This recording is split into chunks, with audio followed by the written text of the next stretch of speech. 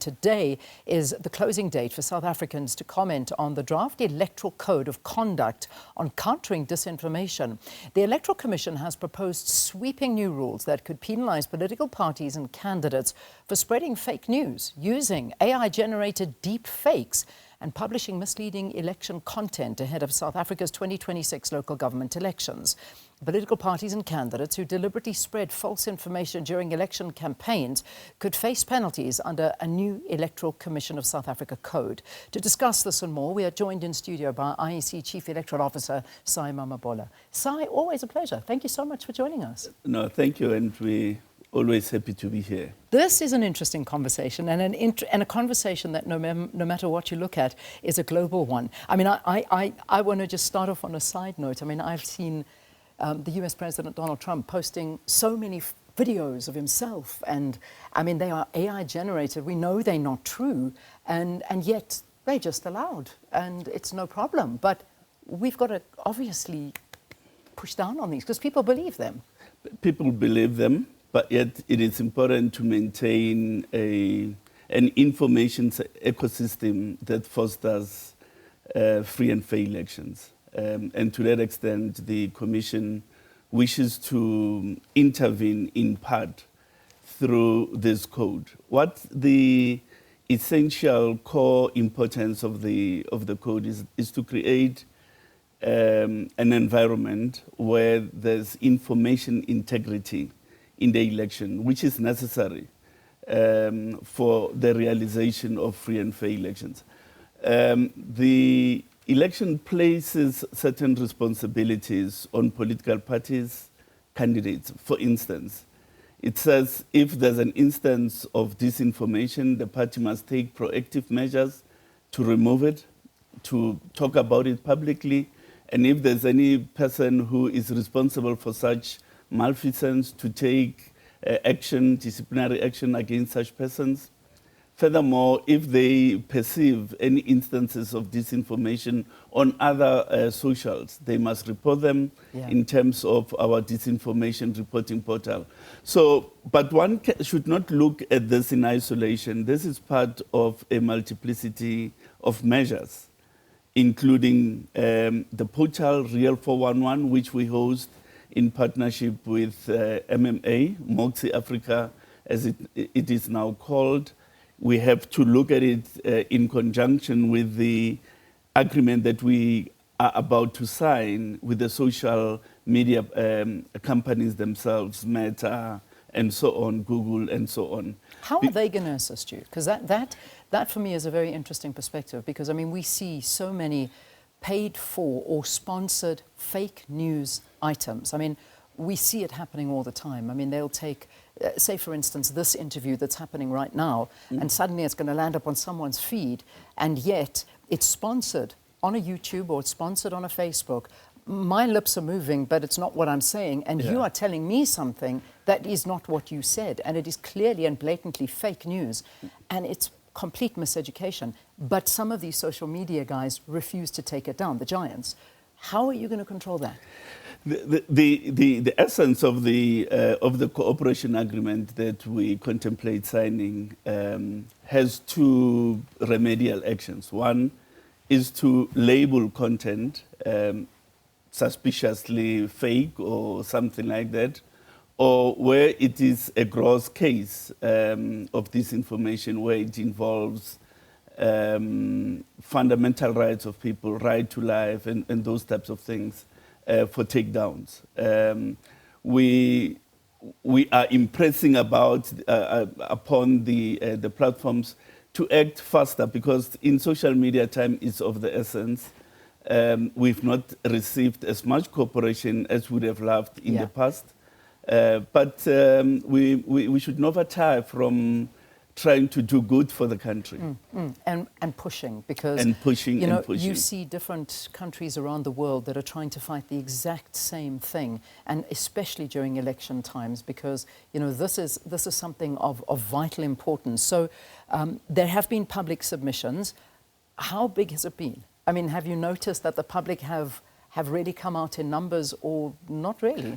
The majority of the submissions received hitherto are from organized groups in society, Okay. political parties, media organizations, civil society, and so on. Not so much individual members of the public, but that's fine because those groups, they organize political interest in society, Yeah. and they are expression of those political interests. But I think another important thing that we should not leave here without addressing is the fact that the Disinformation Code is not intended to curtail the freedom of expression of people. Neither is it intended to curtail the political rights in Section 19 of the Constitution. Is to have an orderly manner in which those rights are expressed. That's really the heart of it. It's very important to note that, and there's a huge distinction between the two of them. And I think people need to be very aware of misinformation, fake news, as opposed to curtailing people's views. Because if it's honestly your view, it's your view. But if it's fake and you're making something into a fact that it isn't, then it's a big problem. In terms of what you have said, and we're looking at political party members, we're looking at political parties, what specifically legal binding sanctions or penalties will political parties actually face if this is all adopted, if they don't abide by this? What the code does is to link transgressions to the code to sanctions that already exist in the electoral scheme. And that is where things are proven, a person can be prosecuted, and the courts can mete out custodial sentences of between 5 and 10 years. So that's how serious these things are.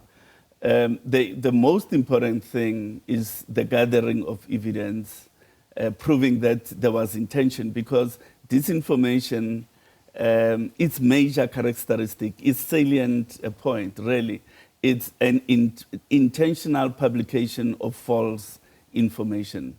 And acquiring the evidence to support that often is difficult. But this code will certainly make a big contribution to conscientize politicians, to conscientize their supporters, and as well as their candidates about the need to maintain an information ecosystem that facilitates the free and fair elections. I want to just step back onto what we touched on a bit briefly earlier, and that was really about that the potential overreach that might suppress political speech protected under the Constitution.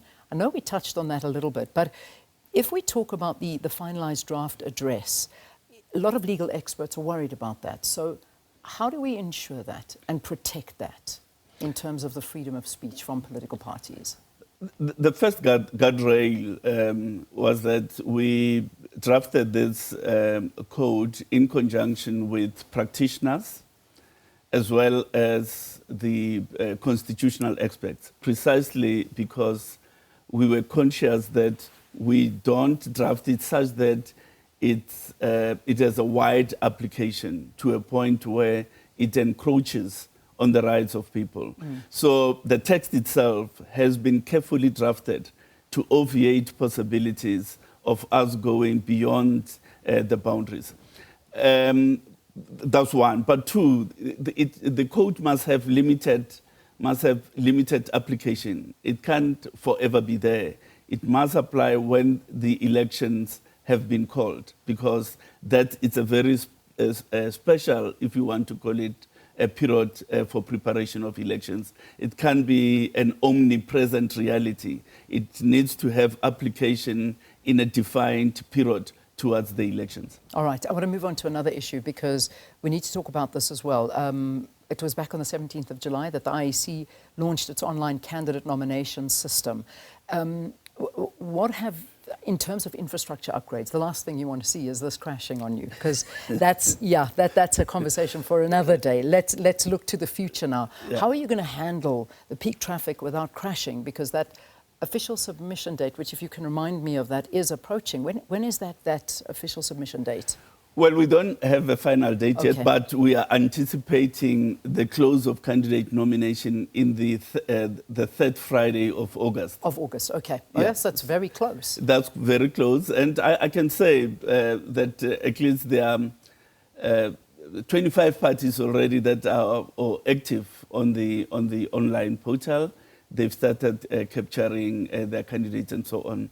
And to avoid a situation of high peak traffic at the end of August, we really want to make a call to political parties. The facility, it's available. Use it now at your leisure, no speed, nothing, so that at the end we don't rush. But of course, we've got to anticipate the fact that there will be a rush, being South Africans. Yeah.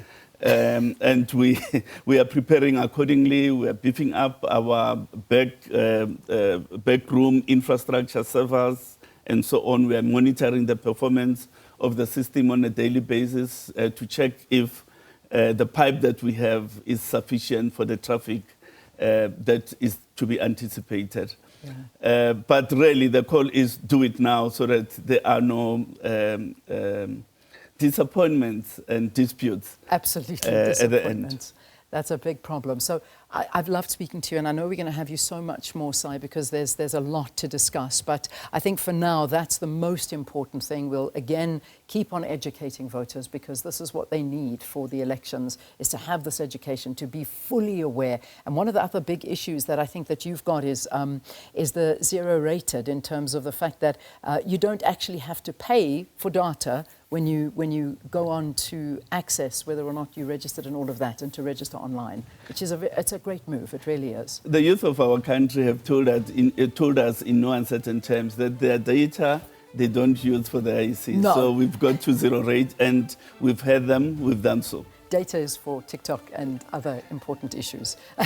We'll keep this one free. Si, thank you for talking to You're us welcome. as always. That was Si Mamabolo, the IEC Chief Electoral Officer, speaking to us about public submissions on the proposed amendments of the Electoral Code of Conduct relating to misinformation and disinformation, as well as the online voter registration, which is now zero rated, which means that you can access the service without incurring data costs. It's great news for us.